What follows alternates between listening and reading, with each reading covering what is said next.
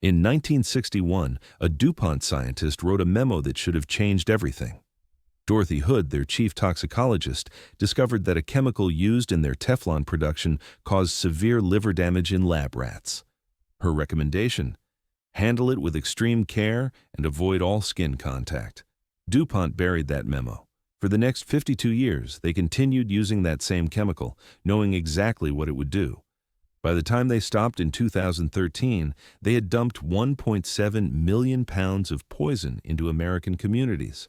That's 3,400,000 pounds of toxic waste deliberately released into the environment while executives sat in boardrooms making calculated decisions about how much human life was worth compared to their profit margins. And here's what no one's talking about. While that poison spread through water supplies affecting 70,000 people, the DuPont family was building and maintaining some of America's most spectacular estates. The Nemours Mansion alone cost them the equivalent of $150 million in today's money. 77 rooms, 200 acres of French formal gardens, a reflecting pool covering an entire acre, all of it built and maintained during the exact same decades they were poisoning communities and hiding the evidence. The wealth that built those pristine gardens came from the same company that was secretly testing local tap water and finding contamination levels 80 times their own internal safety limits, then choosing to do nothing. If you're ready to see what really happened behind the gates of America's most toxic chemical empire, let's begin. The DuPont story starts in 1802, when Eleuthère Irénée DuPont founded a gunpowder mill on the Brandywine River in Delaware. This wasn't some small operation. Within decades, DuPont became the world's largest manufacturer of explosives. Think about what that means. Every major American war from the War of 1812 through World War I filled their coffers. During the Civil War alone, they made profits equivalent to $500 million in today's money. World War I was even better, $59 million in annual profits, which translates to roughly $1.5 billion per year in modern terms. But that wasn't the real gold mine. After World War I, DuPont pivoted hard into chemicals. This is where the money truly exploded. By 1926, the 8th consecutive family member took over as president. Think about that. 8 generations, unbroken family control for 124 years. In the 1920s, at the height of their power, the DuPont family controlled 36% of General Motors. That's not just owning stock. That's controlling one of America's largest corporations while simultaneously running the biggest chemical company in the nation. Here's the scale we're talking about. In 1982, Forbes identified 27 members of the DuPont family on their first ever list of America's richest families. Combined, they held $5.13 billion. Adjust that for inflation to today, and you're looking at approximately $16 billion. But wait. Forbes estimated that all living descendants, some 1,700 people at the time, held a combined $10 billion. In modern terms, that's over $31 billion spread across multiple generations. By 2016, the family fortune had grown to $14.3 billion, now divided among more than 3,500 living relatives. Today, estimates put the family's net worth at $16 to $18 billion. And then there were the estates. Not one mansion, not two. Multiple palaces scattered across Delaware and Pennsylvania. Nemours, built by Alfred I of DuPont in 1909 to 1910, cost the equivalent of $150 million today. Longwood Gardens, Pierre S. DuPont's estate, eventually expanded to over 1,000 acres. Winterthur, with 175 rooms, housed 90,000 pieces of American decorative arts. These weren't homes. These were monuments to an empire built on gunpowder, war profits, and chemicals. But here's the part no one talks about. While the DuPonts were building French châteaux and hiring prestigious New York architectural firms like Carrère and Hastings, their company was already beginning to manufacture the chemicals that would poison millions of Americans. The same decade Alfred I DuPont was installing a 1-acre reflecting pool and imported French statuary at Nemours, DuPont chemists in their Parkersburg plant were experimenting with a new class of chemicals that would eventually be called PFOA. PFAS. In 1938, a DuPont chemist named Roy Plunkett accidentally invented Teflon. It was a fluke. He was experimenting with refrigerants and discovered this incredibly slippery, heat-resistant substance. DuPont immediately saw the commercial potential: non-stick pans, stain-resistant carpets, waterproof clothing. The applications seemed endless. But there was a problem.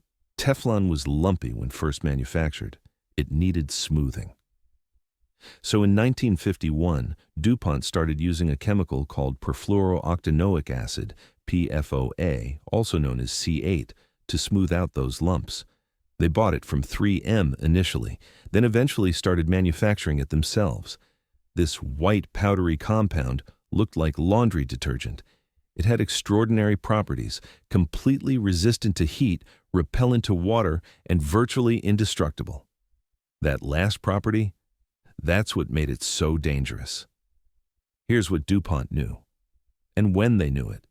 In 1950, before DuPont even started using PFOA, a 3M study showed the chemical accumulated in animal blood. In 1954, the very year a French engineer first applied Teflon to a frying pan, a DuPont employee named R.A. Dickinson noted internally that the chemical was likely toxic. In 1961, the same year DuPont rolled out its Happy Pan Teflon cookware line, their chief toxicologist Dorothy Hood confirmed PFOA caused enlarged livers in rats and rabbits. The recommendations were clear: handle with extreme care, avoid all skin contact. But DuPont had just launched a massive consumer product line. Teflon was everywhere. The money was incredible. So they made a choice. They buried the evidence and kept producing. Through the 1960s and 1970s, more evidence piled up. Studies showed PFOA built up in human bloodstreams. It didn't break down. It didn't leave the body. In medical terms, it had a half-life of approximately 4 years in humans. That means if you're exposed today, half of it will still be in your blood 4 years from now. Wait another 4 years, and you'll still have a quarter of it. This stuff essentially becomes permanent. By 1970, DuPont's own researchers at the Haskell Laboratory, their internal safety testing facility, concluded that C8 was highly toxic when inhaled and moderately toxic when ingested. Internal documents, not published studies. They knew. They didn't tell anyone. In 1979, they learned that beagles exposed to C8 developed abnormal enzyme levels indicating cellular damage. That same year, a 3M study showed rhesus monkeys died when exposed to the chemical. DuPont acknowledged internally that C8 was most toxic when inhaled. They also knew by then that C8 didn't break down in the environment and accumulated in blood. And then came 1981, the year everything should have stopped. 2 pregnant DuPont workers in the Teflon division gave birth to children with severe birth defects. One child was born with just one nostril and facial deformities. A DuPont pathologist confirmed the defects were caused by C8 exposure. DuPont's response? They quietly pulled all women of childbearing age from the Teflon production line. They abandoned their pregnancy study. And they made a decision not to inform the EPA. Let that sink in. They had proof their chemical caused birth defects in humans.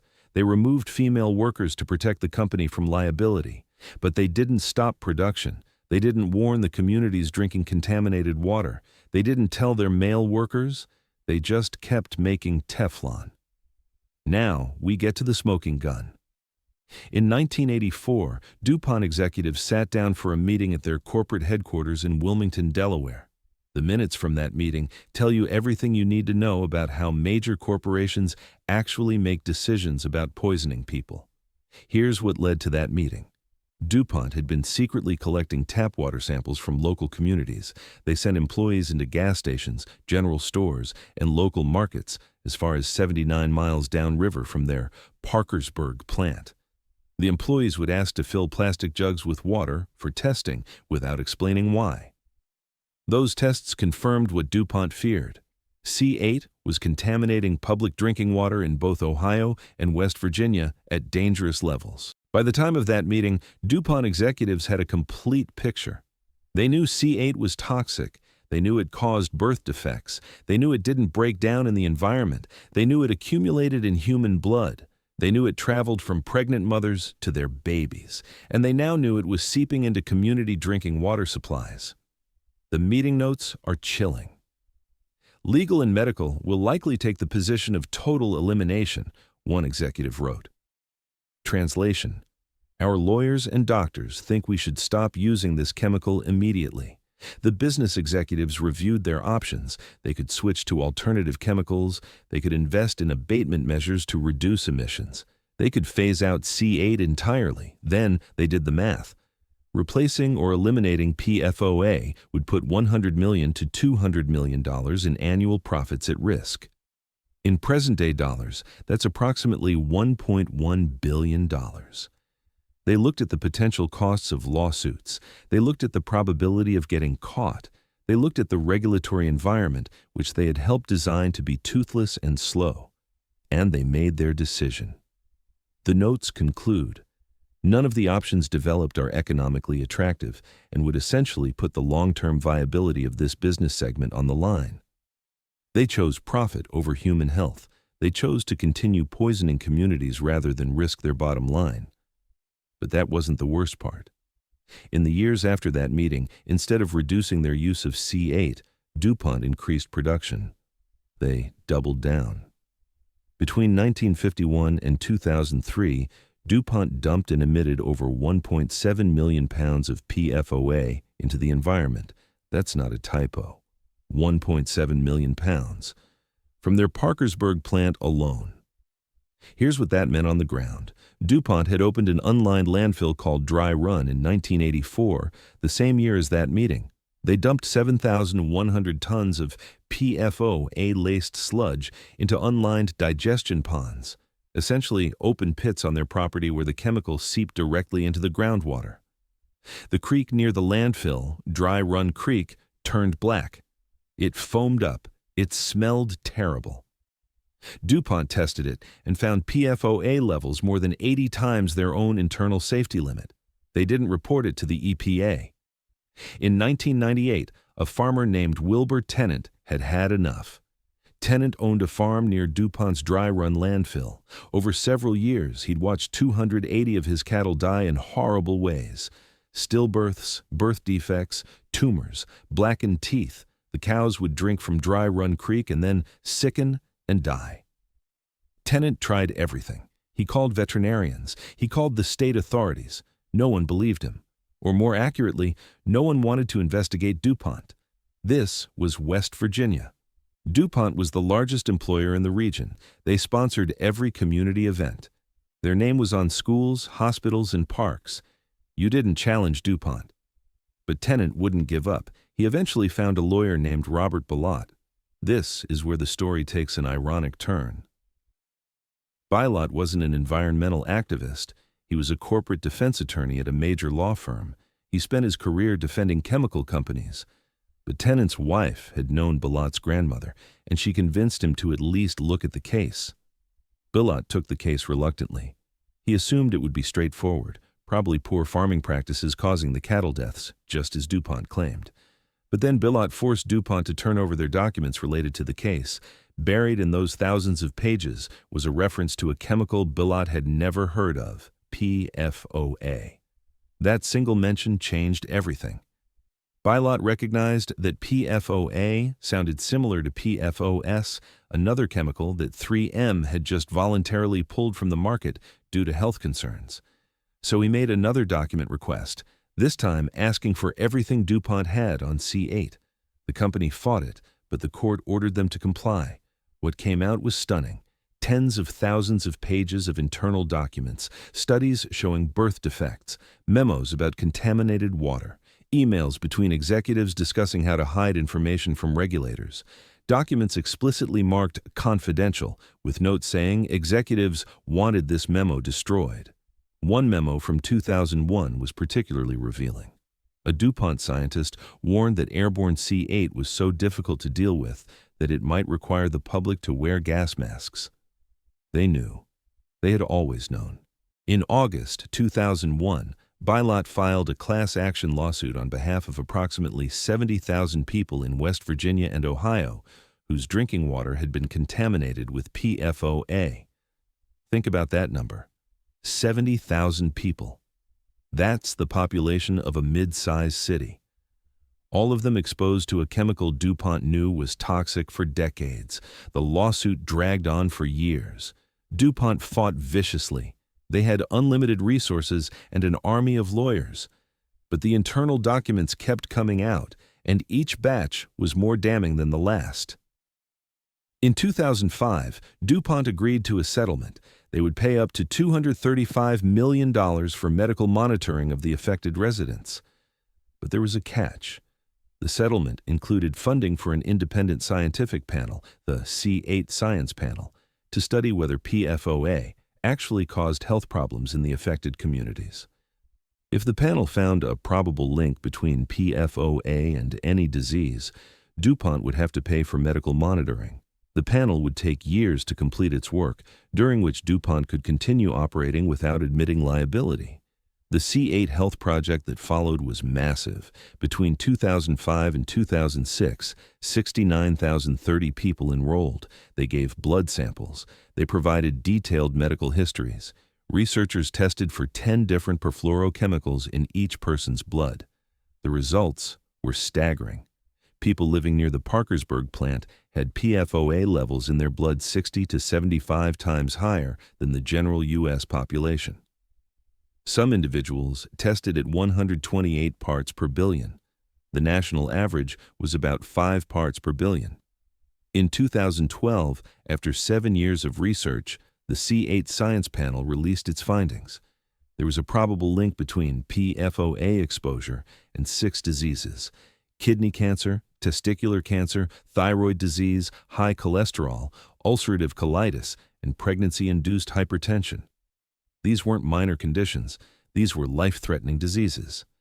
By 2015, approximately 3,500 individual lawsuits had been filed by people claiming PFOA had made them sick. DuPont fought each one. They argued the diseases could have been caused by other factors. They claimed their studies showed PFOA was safe. They denied everything, despite their own internal documents proving they had known about the dangers for over 50 years. The first test case went to trial in 2015. Carla Bartlett, a woman from Tuppers Plains, Ohio, sued DuPont claiming their PFOA contamination had caused her kidney cancer. The jury took less than a day to decide. They found DuPont liable and awarded Bartlett $1.6 million. DuPont lost the second case too, $5.6 million in punitive damages, with the jury specifically finding that DuPont had acted with malice. Facing thousands more trials, DuPont finally settled in February 2017. They agreed to pay $671 million to resolve approximately 3,550 lawsuits. They still denied any wrongdoing. That settlement works out to about $190,000 per person. For kidney cancer, for testicular cancer, for lives destroyed by a chemical the company knew was toxic in 1961. But wait, here's where it gets even more cynical. In 2015, right as those lawsuits were mounting, DuPont spun off its chemical division into a new company called Nemours. This wasn't an accident. This was a calculated move to limit liability.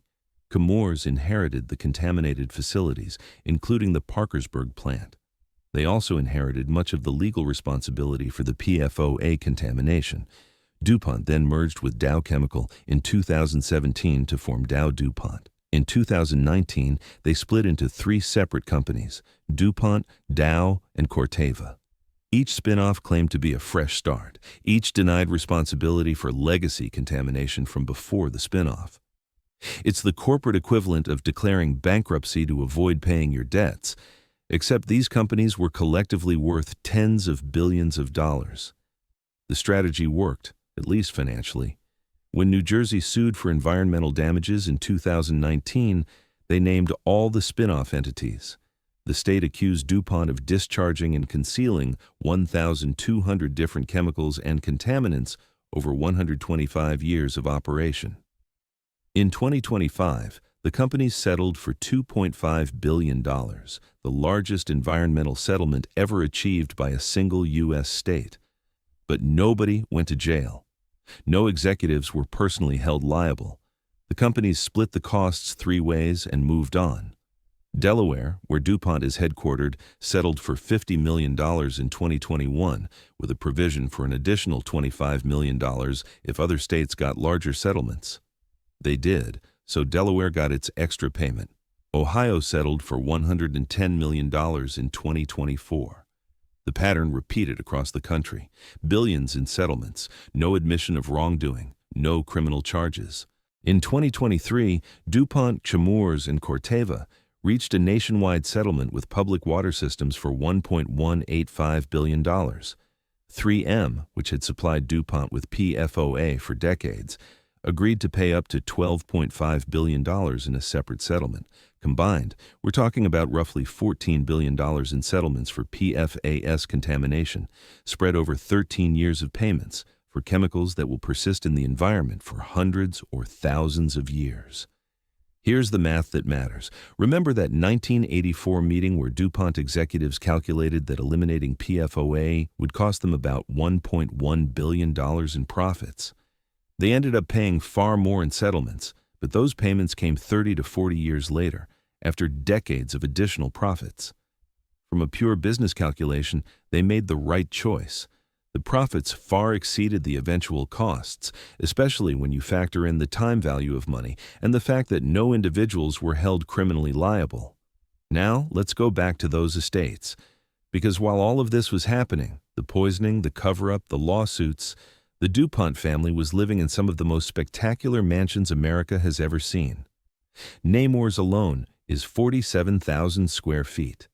That's bigger than most apartment buildings. It has its own bowling alley, a chauffeur's garage with 5 vintage cars, and gardens that extend for 1/3 of a mile. Alfred I DuPont died in 1935, but he left a fortune in trust to create the Nemours Foundation, which today runs a children's hospital. It's philanthropy, yes, but it's also worth noting that the DuPont fortune that funded that foundation came from the same company that would eventually poison 70,000 people with chemicals they knew were toxic. The estates are museums now, open to the public. You can tour Nemours for $20. You can walk through Longwood Gardens and see where Pierre S. Dupont entertained guests in the 1920s. You can visit Winterthur and see 175 rooms filled with American decorative arts. They're beautiful. They're historically significant. They're monuments to American industrial achievement. They're also monuments to the choices made by the men who built them. These weren't just wealthy businessmen. They were the executives and major shareholders of a company that chose profit over human health at every critical juncture for over 50 years. The same company that employed those gardeners, those architects, those craftsmen to build French châteaux was also employing chemists who knew their products were causing birth defects. Here's a specific connection that illustrates the point. In the 1980s, while DuPont executives were holding those meetings in Delaware headquarters, deciding to continue PFOA production despite knowing the contamination levels in local water, members of the DuPont family were still living in estates maintained by that company wealth. The gardens at Nemours were still immaculately maintained. Longwood Gardens was still hosting public events. The family's philanthropic foundations were still operating. The cognitive dissonance is staggering. On one side of the ledger, stunning architecture, formal gardens, children's hospitals, museums open to the public. On the other side, 1.7 million pounds of toxic chemicals dumped into communities, 70,000 people with contaminated drinking water, thousands of cancer cases, birth defects, and systematic corporate cover-up. Now we get to the part that really matters. Why isn't this the biggest corporate scandal in American history? Why aren't these estates infamous rather than celebrated? Why do people still associate DuPont primarily with innovation rather than poisoning? There are specific reasons why this story has been suppressed. Reason 1. The regulatory system was designed by the chemical industry itself. In the 1970s, when Congress was drafting the Toxic Substances Control Act, the law that was supposed to regulate dangerous chemicals, the chemical industry literally wrote the legislation. Richard Heckert, who was a DuPont vice president at the time and later became CEO, chaired the Manufacturing Chemists Association committee that drafted the bill. It was even called the Heckert-Eckhart Bill, after Heckert and the congressman who sponsored it. The law gave the EPA almost no power to regulate chemicals proactively. Companies didn't have to prove their chemicals were safe before using them. The EPA had to prove they were dangerous after they were already in use. By design, this meant companies could poison communities for decades before regulators could act. DuPont didn't just exploit a weak system, they helped create it specifically to be weak. Reason 2. The economic model made pollution rational. This wasn't some rogue employees acting against company interests. This was careful, documented decision-making by top executives who correctly calculated that the profits from continued PFOA use outweighed the likely costs of getting caught. Even paying $671 million in settlements 30 years later was financially better than stopping production in 1984. When you add interest and inflation, the contamination strategy made business sense. That should terrify you. It means that under our current system, poisoning people can be a rational business decision. The penalties are too small, come too late, and don't include criminal liability for executives. Companies internalize this math and act accordingly. Reason 3. Individual executives faced zero personal consequences. Researchers at the University of Chicago and IDC Herzliya analyzed DuPont's internal documents to identify the executives who signed off on the 1984 decision to continue PFOA production. They then searched media databases from 1984 to 2015 for mentions of those executives' names in connection with the PFOA scandal. They found almost nothing. The executives' names never got dragged through the mud. This is what they call a faceless crime. The company paid fines, but the individuals who made the decisions faced no reputational damage and certainly no criminal charges. When there's no personal accountability, there's no deterrent. Executives can make decisions that destroy lives without risking their own careers or freedom. Reason 4. The family name is deliberately separated from the company in public consciousness. Notice how the estates are promoted as historical sites and philanthropic gifts to the public. The museums emphasize the family's contributions to horticulture, architecture, and American industrial history. The Children's Hospital, named after Alfred I DuPont, emphasizes his charitable intentions. All of that is technically true, but it's also strategic reputation management. By the time the PFOA scandal became public in the early 2000s, the family had already spent decades building a legacy around philanthropy and public service. That made it much harder for journalists and the public to connect the family's wealth directly to the company's poisoning. The estates became a shield that protected the family name, even as the company name got dragged through the mud. Reason 5. The settlements included no admission of wrongdoing. Every single major settlement, the $671 million in 2017, the $1,185 million nationwide water system settlement, the $2,500 million New Jersey settlement, all of them included language where DuPont and its spin-offs explicitly denied liability and wrongdoing. This matters because it shapes the narrative. News coverage says DuPont settles for X billion dollars rather than DuPont admits to knowingly poisoning thousands. The public never gets a clear admission of guilt, which makes it easier for the company to claim they're settling nuisance lawsuits rather than taking responsibility for deliberate contamination. Reason 6. The story is too complex for simple media narratives. Try explaining PFAS contamination in a single headline. Try explaining the difference between PFOA and PFOS and Gen-X and the other 9,000 related chemicals. Try explaining bioaccumulation and half-lives and parts per trillion. It's technically complex in ways that make it hard to cover. Compare that to something like the Flint water crisis, which had a simple narrative. Government switches water source, lead gets in pipes, kids get poisoned.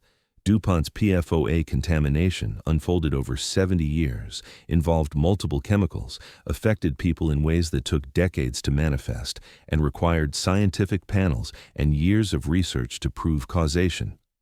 That complexity helps hide the story from mainstream attention. Reason.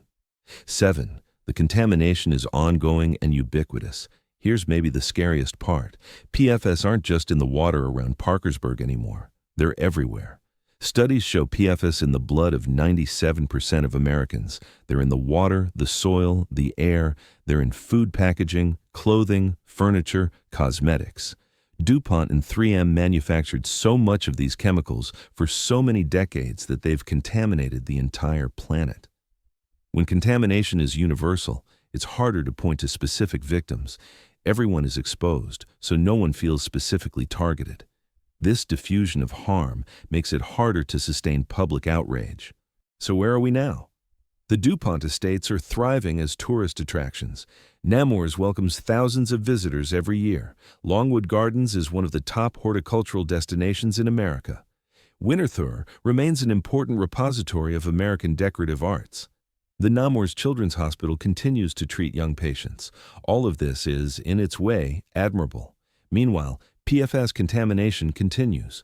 According to the EPA, over 110,000 sites in the United States may be contaminated with these forever chemicals.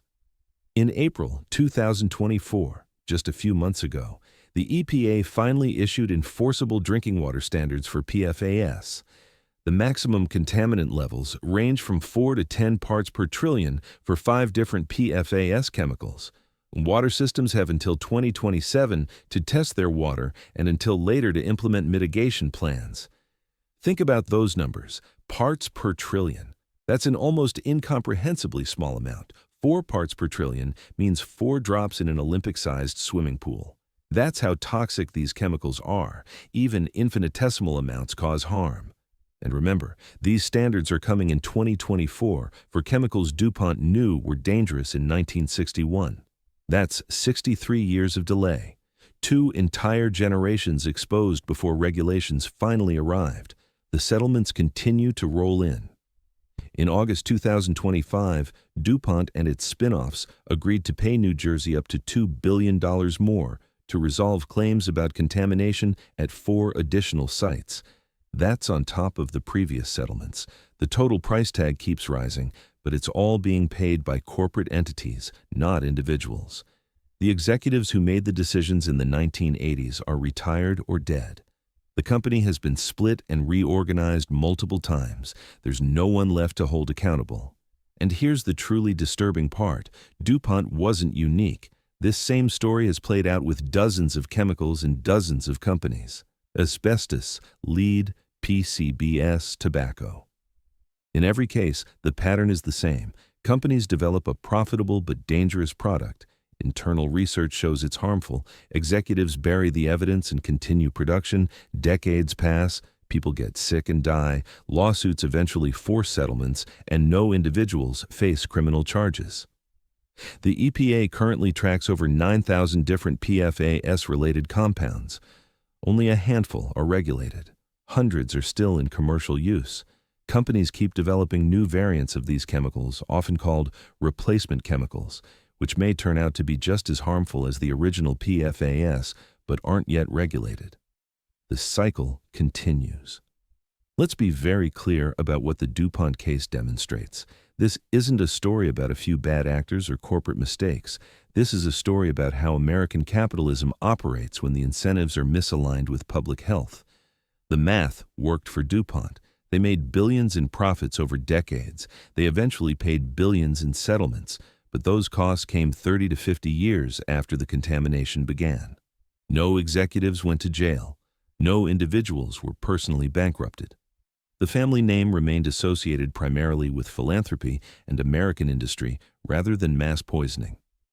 From a pure cost-benefit perspective, continuing to use PFOA, despite knowing its dangers, was the correct business decision. That should alarm you more than anything else in this story, because it means under our current system, companies will rationally choose to poison people if the profits are high enough and the penalties are low enough. The DuPont case proves it. They had all the information they needed to stop. They chose not to, and they got away with it. The regulatory system failed because it was designed to fail. The justice system failed because civil penalties without criminal liability don't deter corporate crime. The media failed because the story was too complex and spread out over too many decades. The public failed because we bought Teflon pans and stain-resistant carpets without asking what chemicals made them work. And the estates stand as monuments to all of this, beautiful, perfectly maintained, filled with priceless antiques and carefully cultivated gardens, built with money earned by a company that chose to poison tens of thousands of people rather than risk their profit margins. That's not irony. That's the fundamental truth about how enormous wealth gets generated in America. Let's add it all up so you can really understand the scale. The DuPont family is currently worth an estimated $16 to $18 billion, spread across more than 3,500 living relatives. That wealth was built primarily through the DuPont Company, which between 1951 and 2003 dumped 1.7 million pounds of PFOA into communities while knowing it was toxic. That contamination affected at least 70,000 people whose drinking water was measurably contaminated, plus unknown millions more who were exposed through consumer products. The company eventually paid out approximately $671 million to individual victims in 2017. They paid $1,185 million to water systems nationwide. They paid $2.5 billion to New Jersey, another $2 billion more to New Jersey in 2025, plus settlements in Ohio, Delaware, and other states. Total settlements are now approaching $7 to $8 billion when you add everything up, with more cases pending. But here's the critical comparison. If you invested $1.1 billion, the amount DuPont calculated they'd lose by stopping PFOA production in 1984, and earned just a conservative 5% annual return for 40 years, you'd have over $7.8 billion today. Even paying the settlements, continuing production was financially profitable. The company made more from continued PFOA use than they lost in settlements, especially since the settlements came decades later and were paid with cheaper future dollars. And nobody went to jail. Nobody was personally bankrupted. The executives who signed off on the 1984 decision to continue production, despite knowing about contamination, are likely retired on generous pensions, living comfortable lives, their names unknown to the public. The estates remain beautiful. Nemours charges $20 admission. Longwood Gardens hosts wedding receptions. Winterthur offers specialized tours of its furniture collection. The Nemours Foundation continues its philanthropic mission, all of it built on wealth generated by a company that deliberately poisoned communities for profit. So here we are. The DuPont estates stand as some of America's finest examples of Gilded Age architecture and landscaping. They're on the National Register of Historic Places. They're beloved by tourists and historians. They represent a vision of American industry and success. They're also monuments to calculated corporate crime that affected millions of people and will continue affecting people for generations. PFAS don't break down. They persist for hundreds or thousands of years. The children being born today will carry these chemicals in their blood, passed down from their mothers, who got them from contaminated water and consumer products. The contamination literally passes through generations.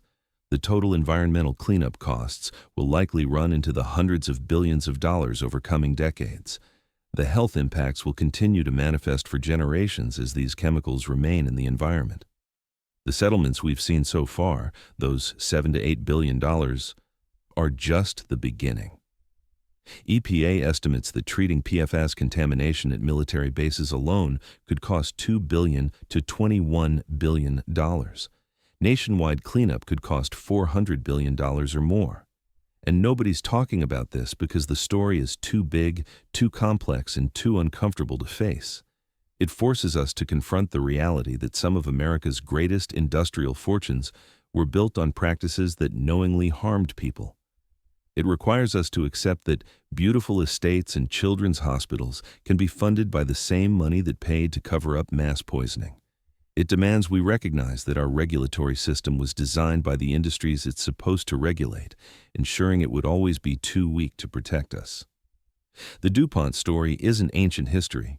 The latest settlement was in 2025. The EPA drinking water standards just went into effect in 2024.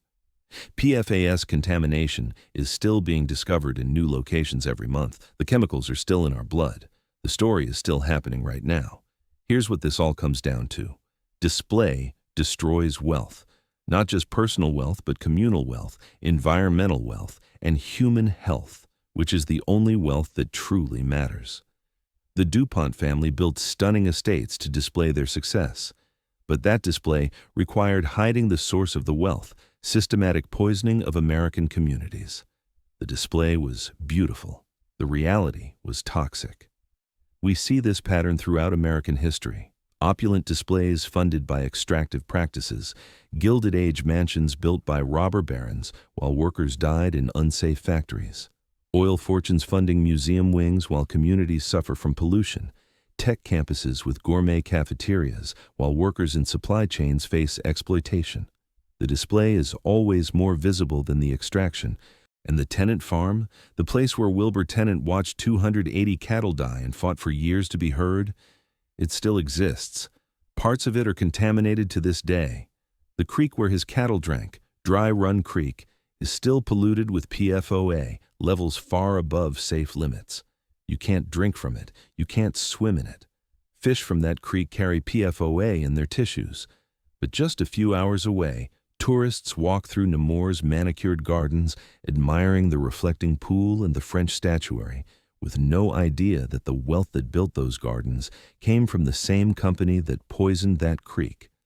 That's the story of the DuPont estate. Not just one story, but the dual story, the one visible from the gates of Nemours and the one visible from the banks of Dry Run Creek. Beautiful mansions and poisoned water, philanthropic foundations and birth defects, carefully curated gardens, and 1.7 million pounds of toxic waste. All of it connected, all of it true.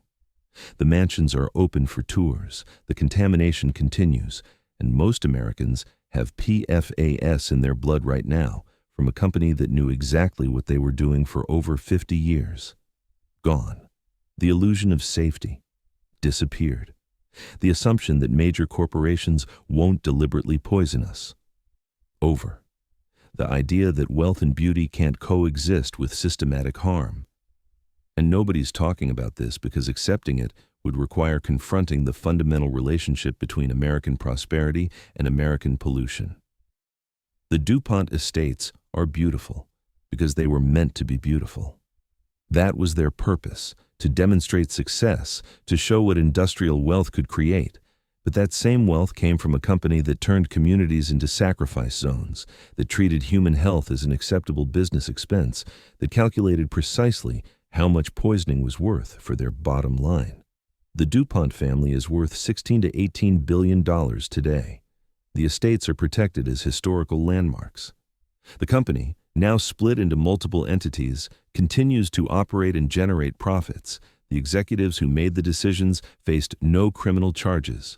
The regulatory system that allowed this continues virtually unchanged. And in the next video, we're going to look at another family whose beautiful estates hide even darker secrets, a fortune built on a completely different kind of poison that killed hundreds of thousands of Americans. Because the DuPont story isn't unique, it's the pattern. It's how industrial fortunes actually work in America, and once you see the pattern, you can't unsee it. If you want to understand how wealth really gets built in this country, hit subscribe, because we're just getting started.